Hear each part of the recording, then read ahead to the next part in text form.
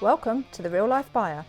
Whether you are buying for yourself or your business, here you will find tips, techniques and knowledge to support your journey to buying smart. Interviewing business owners and technical experts to give you information and guidance before parting with your money. Save money, time and get what you want when you want it.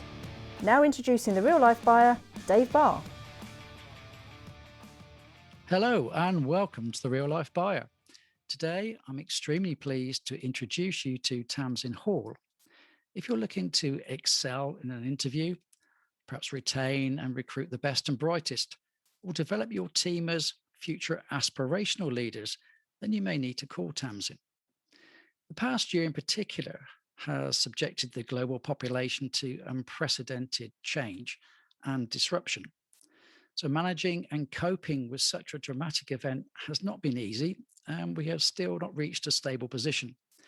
Therefore, it seems appropriate for us to discuss and explore resilience in the workplace. And if we have time, touch on other training Tamzin is able to offer. So let's dive in and welcome Tamzin to the podcast. Hello, Tamzin. Hi there. How are you? All very well. I'm a little bit warm at the moment, well into the 20s. So I know. yes, okay. I'm glad I'm in my t-shirt. Yeah, absolutely. Well, it's absolutely great to be here, and thank you so much for asking me to come on. No, you're very welcome. So let's start, if we may, by you telling the audience a little more about yourself, perhaps your background and the spectrum of expertise you have to offer your clients. Yes, absolutely. I would love to. Well, hello, everybody.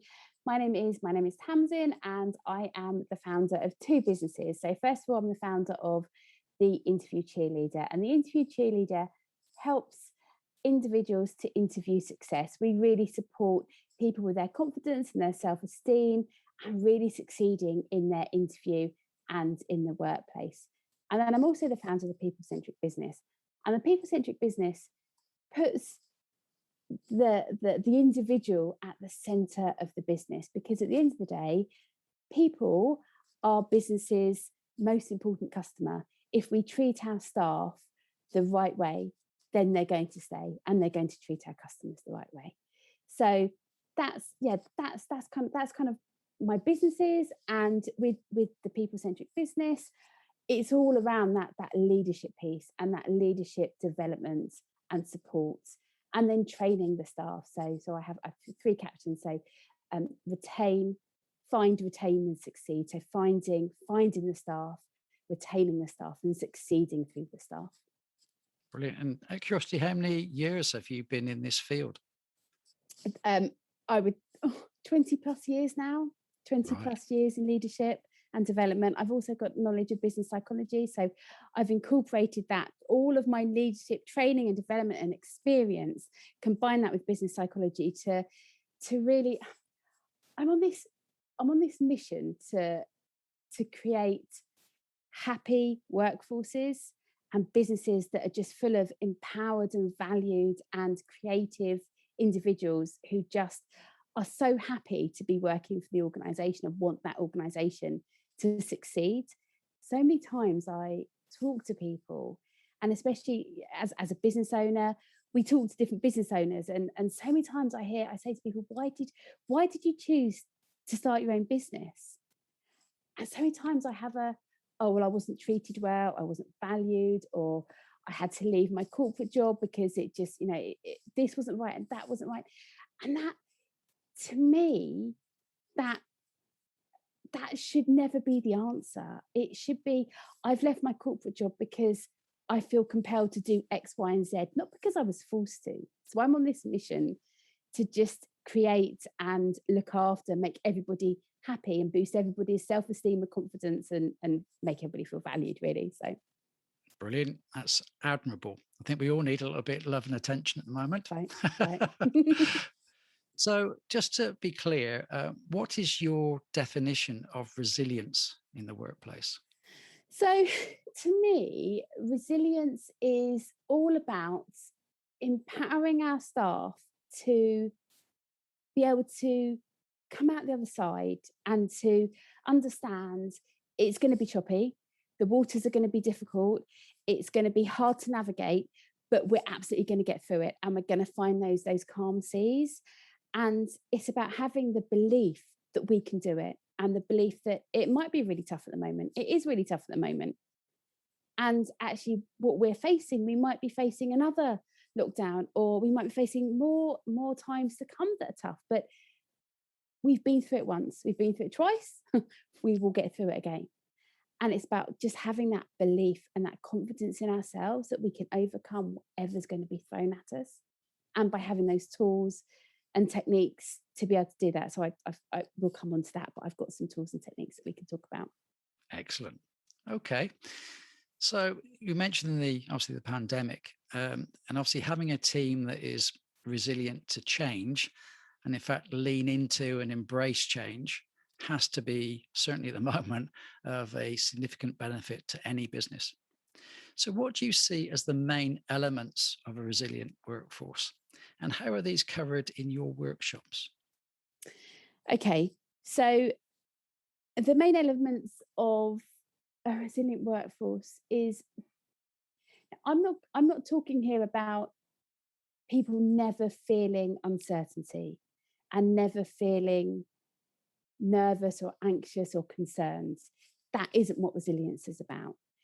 It's about actually finding comfort and finding collaboration and finding support in each other, and understanding that if we are concerned, if we are worried about what's happening, let's talk about it. Let's have that environment that we can have the conversation, say, actually, I'm worried about X, Y, and Z, or I'm concerned about this, because so many times people are really, they don't want to say how they really feel, and they hide it and they keep it inside and they suppress it, and they say to themselves, I can't share it because I need to have this front and I need to say everything's fine. But actually, by suppressing it and by holding it down, all you're doing is you've got this steaming pot where there's waiting to boil over. So actually, to me, we have to create that environment where people can say how they're feeling, but actually help and support them to come through it. And so, yeah, and I've forgotten the second question. I'm really sorry. No, that's okay. So the second part was, when I think about resilience, the kind of thing I'm thinking about, as you mentioned, is your kind of emotional well-being, your state. I'm also thinking about drive and perhaps focus. It could be talking about relationships with your team members and maybe your family. It could be, and even your health. Mm-hmm. So those sort of things pop into my mind about resilience. Yeah. And I was thinking, well, when you do your workshops, mm-hmm. What's kind of agenda or scope do you work on, and what journey do you take people through from when they first walk into your environment to the point where you're done and they're in this new frame of mind, perhaps? Yeah, absolutely. So first of all, I talk a lot about overwhelm. I say I talk a lot about overwhelm. I talk about overwhelm. So I'm really heavy on positive psychology and positiveness. And that doesn't mean I'm always happy and I expect everyone to be always happy, because that isn't real life. So I help people to really understand what overwhelm looks like. How do we identify when we're starting to feel like, actually, I can't cope with this? So that's things like when we're exhausted, or we're snappy, or we feel really irritated, we can't concentrate, we're eating more, we're drinking more. It's things like that. So it's identifying why we're feeling overwhelmed, and then we look about how we can turn those feelings of overwhelm into success. Why resilience is so important to master. So that's around being successful, overcoming choppy times and those really choppy waters, and taking control of the situation, embracing change, feeling accomplished, living a fulfilled life. All of that, we talk about all those things, why it's so important. And then I give them these tools and techniques and tips on how they can turn that overwhelm into success. So they get a really good understanding. They can walk away knowing that if they come home after a long day and they're snappy, and they can't sleep or they're drinking too much. Okay, maybe I'm feeling overwhelmed. Why am I feeling overwhelmed? What can I now do to change that and to flip that on its side and to go in tomorrow to work and to come home tomorrow night and remain calm, successful, and in control? Okay. How long would a workshop be then? So it varies. I'm all about, when I do my workshops, it's about collaboration and interactive. And it's quite difficult on a Zoom call, because what I don't want to do is put up my presentation, talk for 2 hours, and then have people on their phone, or I've lost them, they're thinking about dinner, or they're, I don't know, on Facebook, or doing all these other things. So I make it very, very interactive. So ideally my workshop will be 2.5, maybe 3 hours. And that includes a lot of interactive, a couple of games, because I really believe that if we can incorporate fun into the workplace, it then helps with that creativity and helps with that happiness and that joyful piece. So I do a couple of games, quite a lot of breakout rooms, interactive. They talk to me, they talk to each other, and also a couple of breaks so they can go and make a cup of coffee, or go and, I do ask them not to go and check their emails or make a phone call. Just, stay in this time that's all about you and all about them, because actually this time it could be great and they can come away with so much. And I talk a lot about mindfulness as well, because to me, how to overcome overwhelm, mindfulness plays a big part in that. And so I really help them and say, okay, so if you're going to go for a break, I want you to take 15 minutes, go and make a mindful cup of coffee, go and make a mindful cup of tea. Don't start to get stressed again and go on your emails and start to think about this customer that's this or that and that. So really, my workshops, like I say, really start from 3 hours, but sometimes I have done workshops that are all day. So I've got so much content and so much knowledge and so much that I want to share with people. But I'm very conscious about I don't want to just throw information at them and then overwhelm them. Yeah. I guess having those different elements you're talking about, there's a visual element, and perhaps an audio element, and a kinesthetic element. Those are often change from person to person as what has the best effect on their learning experience. So I guess mixing that up enables all those different types of people to benefit from your training. Absolutely, and that's really important. Excuse me, as a trainer, as a leader, as anybody, where we're interacting and communicating with other people, even if we're doing a proposal or a tender exercise or anything like that, we have to understand the person that we're talking to.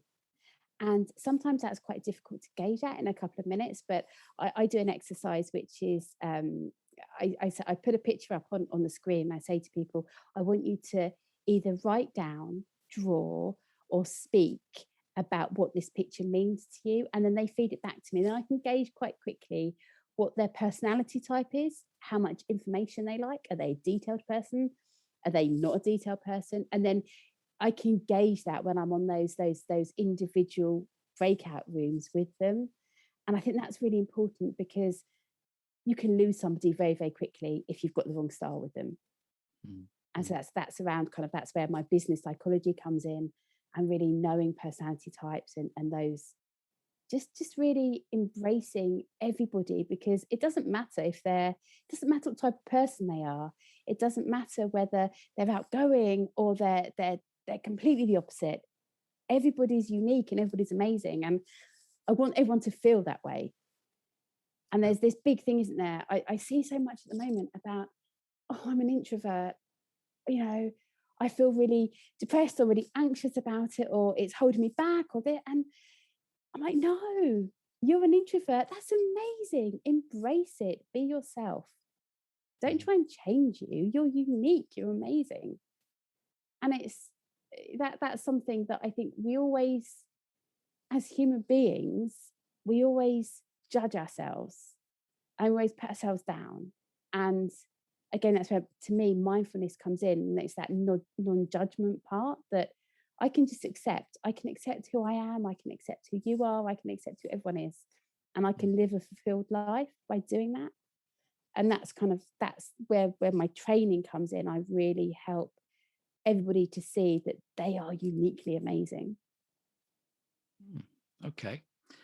So just thinking about the transformation, if we can take some examples of your experience where people walk in probably a little bit skeptical, I'm Yeah. guessing, wonder Yeah. what all this kind of stuff's about. Can you bring upon any examples of where people have come in sort of one frame of mind and how they've changed over the period of time and what the other person comes out of at the end of it? Yeah, I've got so many. And it's interesting because I always like to say to people, I'd like to know what you're here, why you're here, and what you're looking to get out of today. And especially with my resilience workshop, and also my mindfulness workshop, because people, especially salespeople or people from from a practical background or IT, in fact, anybody could come in and they could go, well, I don't need this. I don't need this woo-woo topic. I don't need this. I don't need to be trained. I'm just here because my manager told me I have to be here, type of thing. Yeah. And so to me, it's around, there's a reason why they're saying that. There's a reason why they don't want to be there. And it's about identifying it, but not showing them up in front of their colleagues or friends or classmates. And also to me, with the people that have really built those barriers up and build those bricks and just do not want to interact, I empower them to get involved. And I ask them questions and I ask them about themselves. And so I almost forget about why they're here and just find out about them. I always ask people in any of my meetings, tell me what you've succeeded in this week. Tell me what you've achieved this week that really, and they're like, oh, well, I've achieved this. And everybody likes talking about themselves. So for me, that piece is, there's so many people that don't want to be in training. They see training as a waste of time. I'm never gonna take that personally, but to me, it's that challenge for them to walk out the room, even with one thing that they can implement straight away that can give them a better experience in whatever it is. And a good thing that I talk about is comparison with others and that judgment that we put on ourselves. And it's explaining how to identify what they're feeling, why they're feeling it, without showing them up. And so I can remember I had this guy that came in, and he really did not want to be there. I don't think he liked, well, in fact, I know he didn't like a lady telling him what to do. And he didn't want to be there. He thought it was a complete waste of time. He was on a commission-only contract. So to him, he was wasting half a day because he could be out earning money. And so for me, it was around really boosting him up and really making him feel that he isn't there because he doesn't know his stuff. He isn't there because he needs training on his job, on how to do what he does, because he does that really, really well. But actually, so we sat down. I actually took him I took him for coffee. I gave everyone a bit of a task and put them into groups, and conveniently he had nobody to interact with and he paired up with. So I said, oh, it's just you and me. Let's just go and grab coffees for everybody and bring coffees in. So we went outside and I just talked to him about his experience and kind of how all of his successes, and was really, really interested in him, and asked him what he thought he could bring his experience to help other people. And so we went back in the room and I started talking. And because we'd had that conversation, he then, almost his barriers were slowly coming down. I asked his expertise. I asked him to help the room. I paired him up with other people where he could really help and support them. And he was almost melting in front of my eyes. And then because I saw and made him feel valued, he then would listen to me and what I was saying. And then I could give him some tips. And I've got I'm sure we'll come and talk about it later, but I've changed the circle of influence. I'm sure you've probably heard about the circle of influence, and I've created what I call a box of control, and it's a more visual element of that. So I talked about, because it was a sales orientated audience that I had, I talked about when somebody says no, and you've said something wrong, or you walk away and you hadn't achieved the sale, and you start to beat yourself up, because we all do it. We all say, oh, if I'd have done that, if I'd done that, if I had said that, if I'd said that differently. Well, actually, ask yourself the question, could I have changed it? Is there anything I can do right now to change that outcome? 9 times out of 10 with sales, there's nothing else nothing I could do now. I can't go back in there.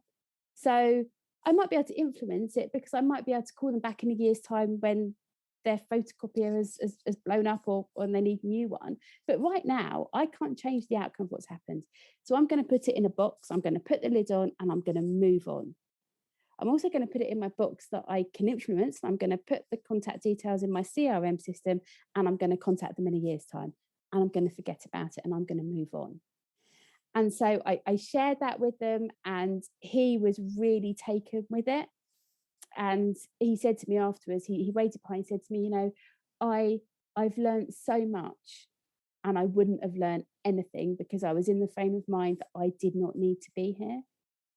And so I think that piece and how we can break down those barriers is to make the other person feel that they're valued and they're important, and they're not sitting in front of us because they've done something wrong, or they're incompetent, or they're not good enough.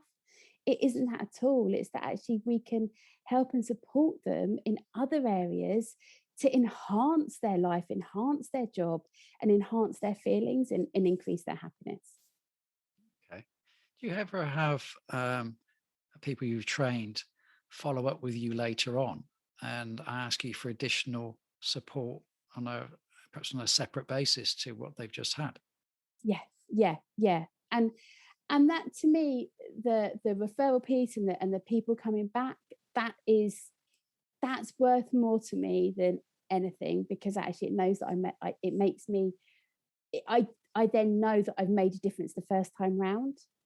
And I think in business, it's hard, isn't it? It's hard. Let's be honest. Business is not easy. It just isn't easy. And I know that there's some people out there that say, oh, you can earn 8 figures in a week. But that isn't reality. And business is really, really hard. And life's hard. And careers are hard. And everything's hard. But actually, I find I just want to make a difference. And if I can just make a difference to one person, I'm happy. And that's all I go out there to do. And when people come back to me and say, you've done, you've facilitated resilience training, or you've facilitated sales training for my team, and I want you to come back and do more, that means so much more to me than a first customer reaching out and saying, I found your website. And so, yeah, it's just around being able to help people and being able to support people to live that happy and fulfilled life. Yeah, I guess when you've got a spread of people from perhaps a larger organization come in, you've got people from different disciplines. Mm-hmm. You can have a mix of genders, perhaps cultural behaviors and beliefs, and ethical differences. So how do you adjust and pivot to take into account all those differences so they all benefit in their own way from the training that you're going to deliver? I don't see people as different. I see people as human beings, and they might have different beliefs, different subjectives, and different experiences. And I embrace that. I love to find out about different people and different cultures. And actually, the more multicultural that my audience is, I love that, because we can learn so much from each other. I don't stand up in front of young people and think I know it all, because I absolutely don't. I can facilitate, and I can help bring a room together and help bring all those experiences out so they can support each other. And actually, by having somebody from two completely different cultures, different religions, different beliefs, they can learn so much from each other. But actually, it's about how can they build that connection and build that relationship and interact with people, because an organization, you have to get on with people, you have to collaborate, you have to work together. And I can remember one, and I'll try and keep it quite light, because obviously I've got loads and loads of experiences, but I'll try and keep it quite light. And it was about two guys, and they supported different football teams. And they literally, I asked the wrong question. I know I asked the wrong question. And I always think, I never look back and think, oh my gosh, I really failed. I look back as a learning curve. So to me, I've never asked that question since. But I thought it was great to do a football themed, we were coming up to some Euros, or it was something. And I thought I'd do a football themed training. Well, I really wish I hadn't, because these two guys, I think was it Tottenham and Chelsea? I think they were both in a final or semi-final. And I just said, let's go around the room and, what's your football team? Tell me about your football team. Wow. They just hated each other. Absolutely hated each other. And every time one of them spoke, the other one would counter it or object to it. And it was all because of the football team.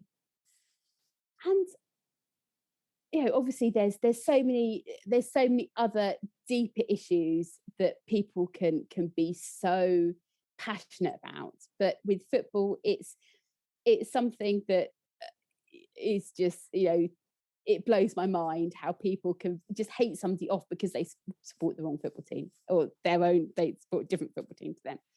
So I had to turn it around, because it was quite a comprehensive and a complex. It was a bespoke training, and it was all around systems. So it was very bespoke to the organisation. So it wasn't really a soft skill training.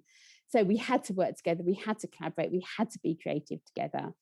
And so again, I just took them out of that room and took them out, because they were really bringing the whole room down with their arguing. So I gave everybody an exercise to, and said, can you just do this 5 minutes? I said, right, you and you outside now. They were like, okay. But sometimes you just have to address it, and you just have to not let people carry on with that, I'm right, no, I'm right, no, I'm not, no, I'm right. To me, we all have our own opinions. No one opinion is right, no one opinion is wrong. It is just our own opinion. And actually, to work together and collaborate together in an organisation, we have to understand that somebody's going to have another opinion that isn't the same as ours. And how do we work together, and how do we move forward? Not agreeing, but how do you move past it?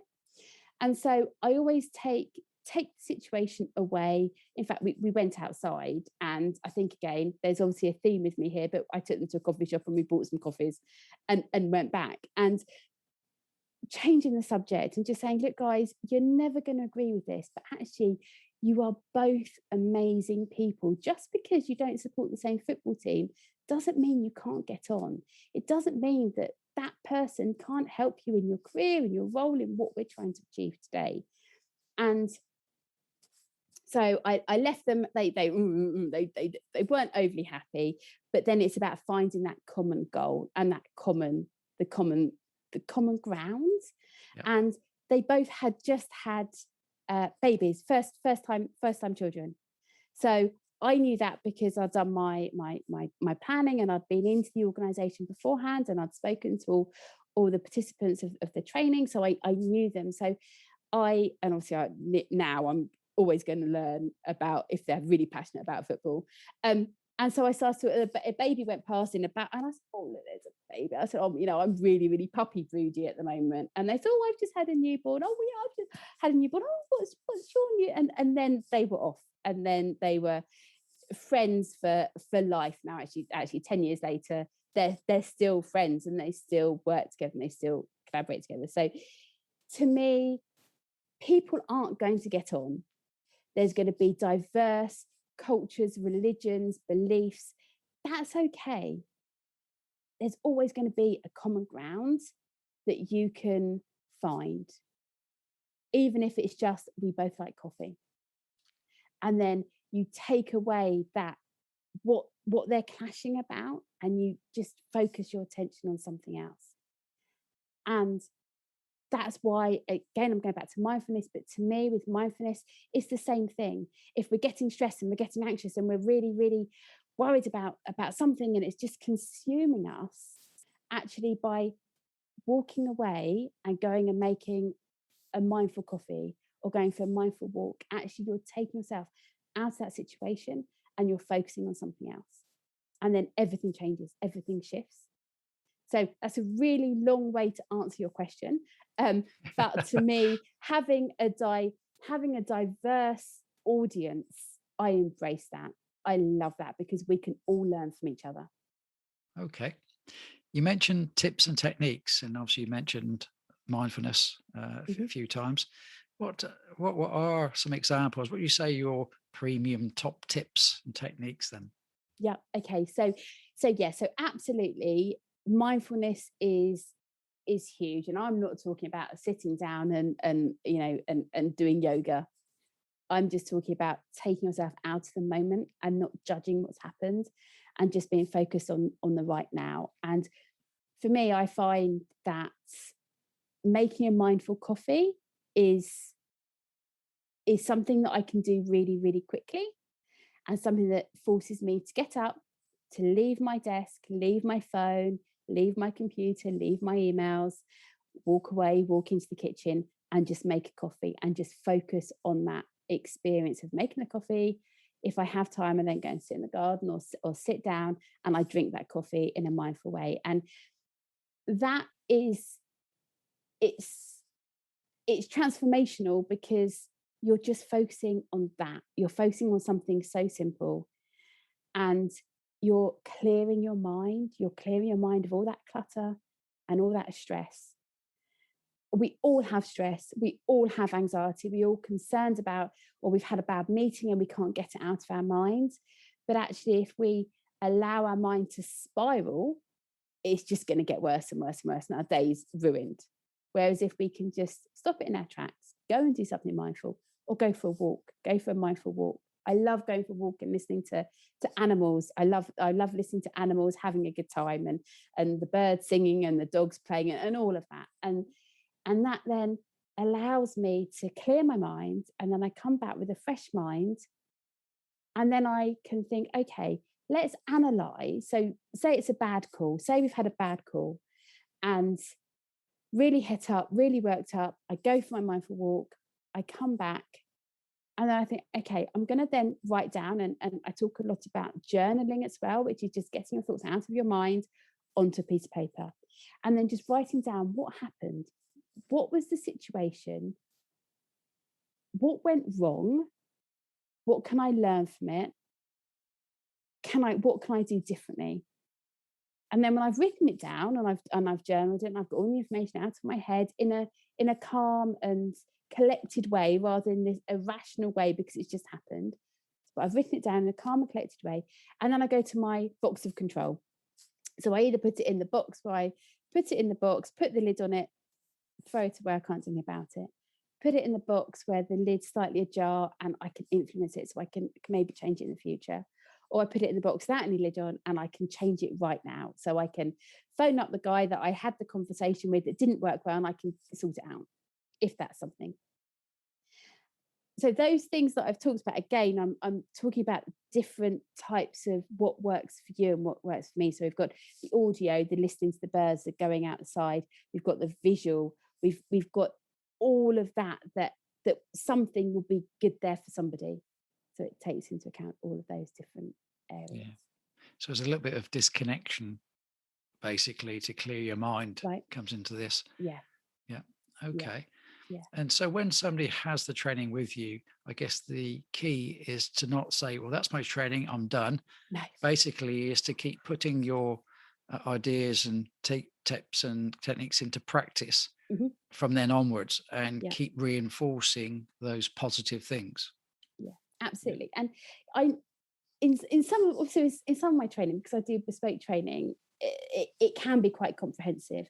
But with the resilience and the mindfulness training, I give them quick and easy things that they can implement straight away. And actually with my sales training as well, because I'm a really strong believer in keeping things simple. Because if we can keep things simple, we can implement them.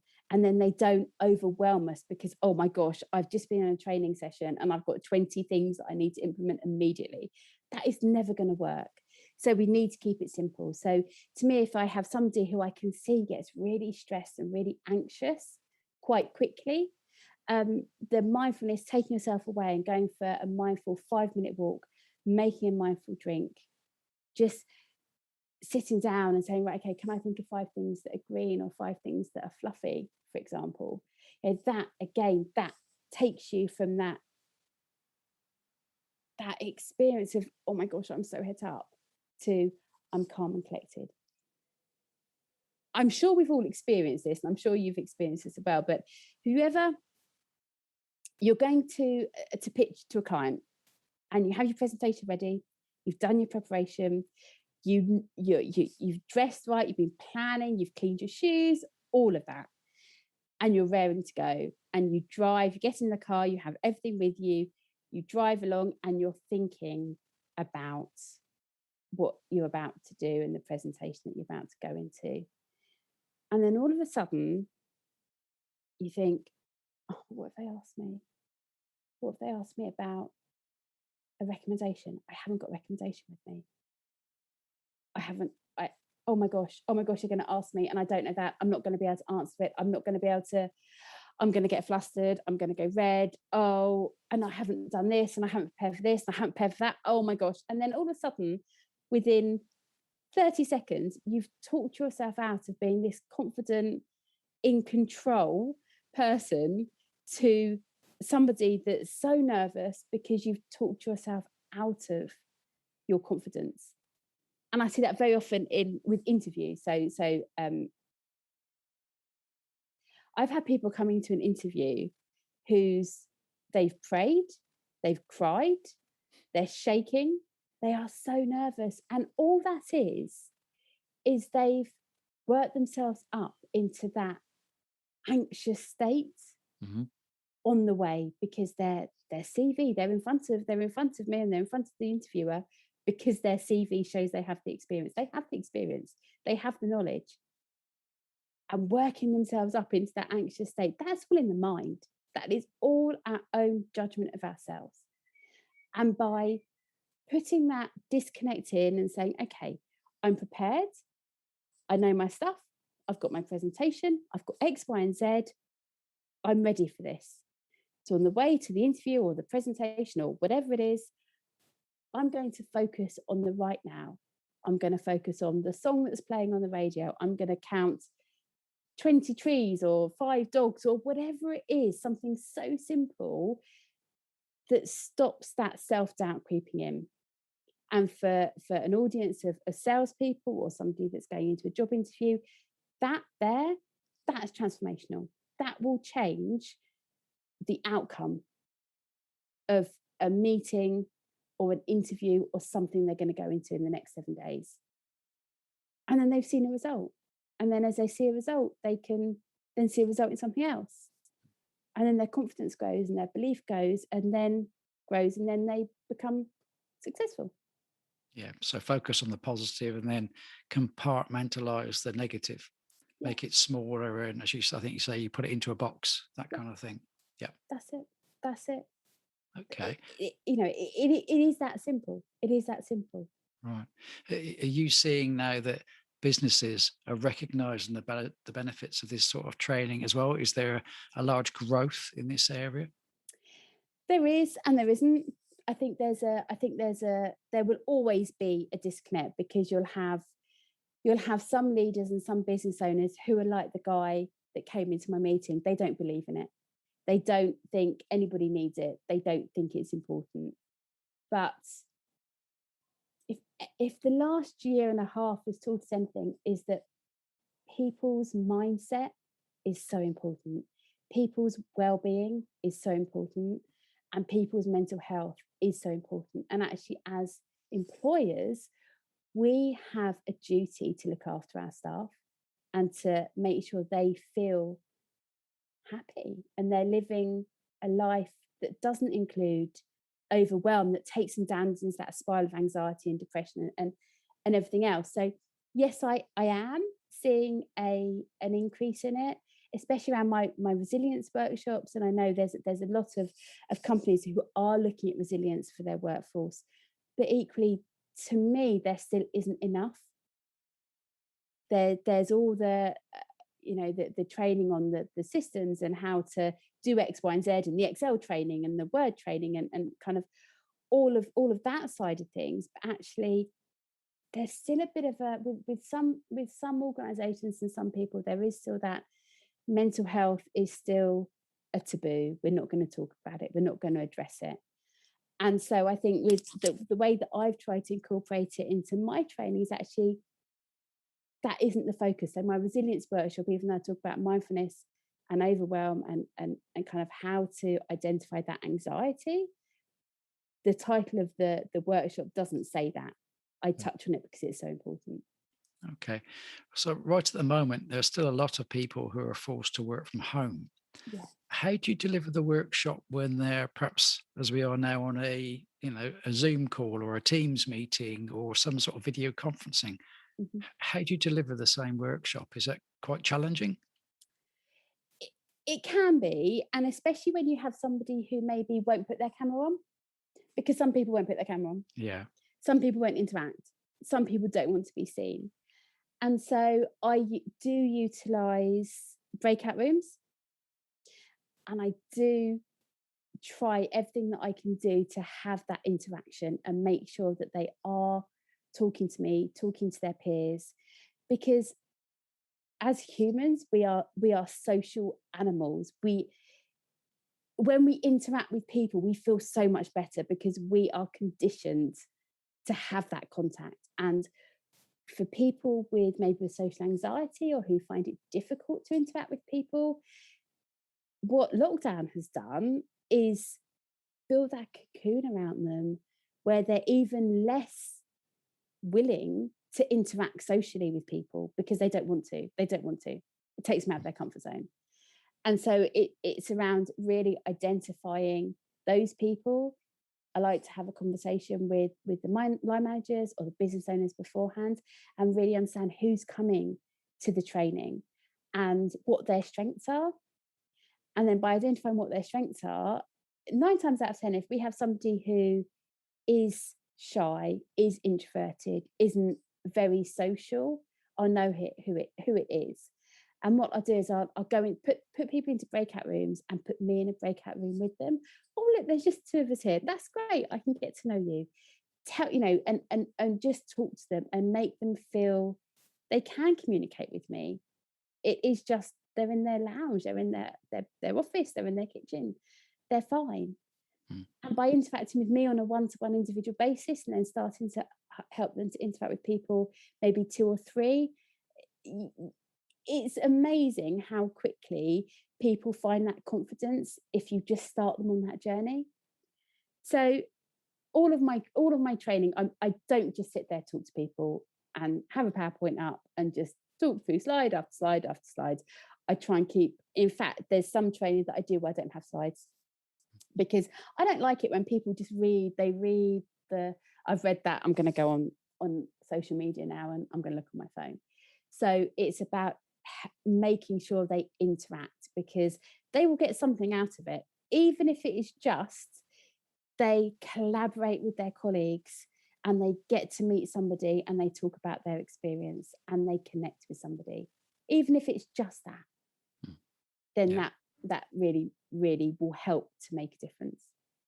Okay. I certainly noticed that when the video is on, your level of engagement significantly increases. Yes. When the video is off, your mind starts to wander and you can be easily distracted. Absolutely. And actually, it's funny you should say that because I don't know about you, and you probably do find this, but there's some people who you jump onto a call, whether it's a Teams call or a Zoom call, and they're always on video. And there's some people that are never on video. And I noticed that in myself. I noticed that if I'm not on video, I'll be like, oh, well, I wonder if I've got an email. I'm just going to check that. And all of a sudden, I'm lost. They've lost me. And because I do it, I know that other people are going to be doing it. Exactly, yeah.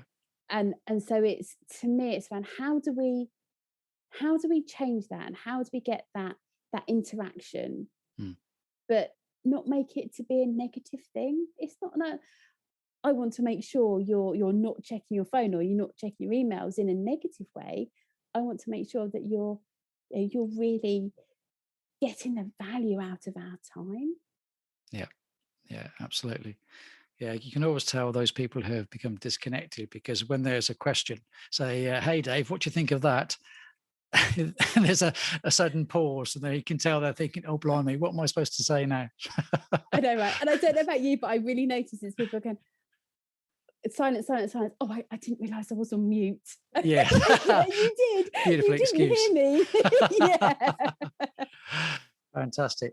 I'm just conscious of the time. Before I ask my final question, how do people get in contact with you and look at your work and follow you? Okay, so I have, like I said, I'm sure I've said throughout, I've got 2 different businesses. So the People Centric Business, so the website is the People Centric Business, or I'm on Instagram, or the Interview Cheerleader, and I'm on, my website is the Interview Cheerleader, and I'm also on Instagram as well. Blimey. You're on Facebook and LinkedIn and that kind of stuff as well? Yeah, not quite. I haven't really grasped LinkedIn yet, which I know I should, but it's really Instagram and my website. And I tell you why. It's because a lot of my work I get through recommendations, and I get from people who've listened to me. They come and find me. So I know I need to probably somehow work on my LinkedIn and all of that. But yeah, I'm getting that business coming in and the connections coming in because they've heard me talk, and they think I can help them and I can help their staff as well. So that's, it's all good. Brilliant. Okay, then I'll give you one more question before you can pop off and have a cup of tea. Just thinking of your vision for the future and how you think things are going to change. So if you cast yourself 5-10 years from now, what do you think the workplace will be like? What do you think the expectations of the employer is going to change to, of both their existing and potential new recruits? What do you see happening? Okay. So I'm going to answer that with what I really hope is going to happen, because I'm on this absolute mission to create workforces who are happy, empowered, engaged, and they have a voice and they feel like they're worth it. And so that's what I'm trying to build, and that is what I feel like I'm here to do. So I think it's slightly more difficult now because you've got this hybrid working, and people are at home, but then that brings in that autonomy. We have to trust our staff because they're working from home. We have to empower them, and we have to believe that they are working hard for us. So I think in 10 years' time, I really hope that it's going to be the norm that people are valued at work. And the only reason people leave companies and leave their jobs is because they really, really want to, not because they're being forced to, or not because they have no choice. And also, I see so many times I go into an organisation and they say, we've had 25% of our workforce leave. I don't know why they left. I gave them a £10,000 bonus each last year. I don't know why they left. Throwing money at the situation is never going to change a culture or work ethics or how the company works. Actually, you need to understand why people aren't happy. And by understanding why people aren't happy, we can create environments where people are queuing up to join us. They're queuing up to work for us. Customers are queuing up to work for us. So that's what I want to really, really want to see in the next 10 years. And hybrid working works for some people. Some people absolutely love the fact they can work from home. They don't have that. Oh, do you know, I live on the south coast of Chichester, and sometimes before lockdown, I would go up to central London, and I'd be on I think it was the 5:55 first train of the day, right? Lovely. How many people, I wouldn't do it every day, but how many people did that day in, day out? 2-hour commute plus up to central London, 2-hour commute back. That's 4 or 5 hours out of their day just to get into work. They've got that time back. Yeah. And so we have now the opportunity, because our hands are tied, to give our staff that work-life balance back and to help them to spend more time with their family, try a new hobby, go for longer walks, practice mindfulness, go to the gym, go to the golf course, do all that. We can give that to our staff. We can help them to live that more fulfilled life outside of work, and give them the empowerment and the support to thrive in their jobs as well. I think we've got some really exciting times ahead of us. I really want to get in front of those business owners who don't believe in that and are forced, want their customers to be in the office. Want their staff to be in the office 24/7. Want to micromanage them. Want to know exactly what they're doing every 5 minutes of the day. They're the people that I want to work with, but they're the people that don't want to work with me because they don't believe it. And so that's one of my missions, is to really get in front of those people. But I think hybrid working is here to stay. I think it suits some people, but as an employer, we have that duty of care to really understand which members of staff it works for and which members of staff it doesn't work for, because it doesn't work for everybody. One rule doesn't fit everyone, because we're all so unique. And as leaders and business owners, we need to know how unique our staff are. And if they're really struggling working from home, let's take them out of home and put them back in the office. If they're really struggling getting on a tube, let's take them out of the office and put them back at home if that's what they're happy doing. And then you have happy staff. Fantastic. Well, thank you very much for that. Some interesting comments there, some inspirational things, some insights as well. So I think people have got plenty of food for thought after the podcast. So thank you very much for your time. It's been quite fascinating. I'm going to have a good old think about these things, and I hope you have a lovely evening and weekend to be. Lovely. Thank you so much, you too. And thank you for having me. And thank you for listening to me. It's been great to be here. It's been wonderful. Thanks very much. Thank you. Bye. Bye. Thank you for listening to this podcast. Please subscribe and leave a positive review if you can spare a minute or two.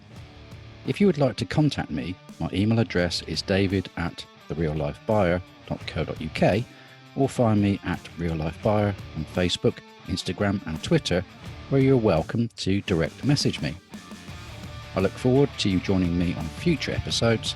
Take care, and remember, save money and buy smart.